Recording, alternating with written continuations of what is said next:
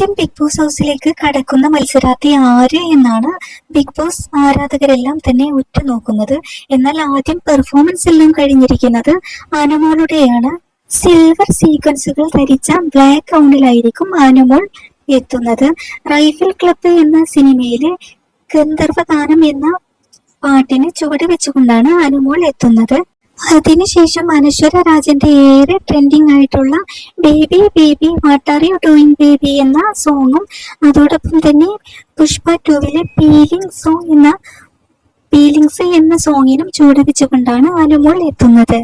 അതുപോലെ തന്നെ ഒരുപാട് ബിഗ് ബോസ് അനലിസ്റ്റുകൾ അല്ലെങ്കിൽ ഒരുപാട് ബിഗ് ബോസ് റിവ്യൂ ചെയ്യുന്ന ചാനലുകളിൽ അനുമോളുടെ പേര് വന്നിരുന്നു. ഇത്തവണ Bigg Boss Malayalam season 7 Anumol ഉണ്ടാകും എന്ന് പറഞ്ഞുകൊണ്ട് എന്തായാലും അവരുടെ ഒരു പ്രഡിക്ഷൻ ഇപ്പോൾ ശരിയായിരിക്കുകയാണ്. ഇത്തവണത്തെ ബിഗ് ബോസ് മലയാളം സീസൺ 7 ഓരോ ചെറിയ അപ്ഡേറ്റുകളും ഈ ചാനലിലൂടെ നിങ്ങൾക്ക് കാണാൻ സാധിക്കും. ഈ ചാനൽ മറക്കാതെ സബ്സ്ക്രൈബ് ചെയ്ത് വെക്കണേ.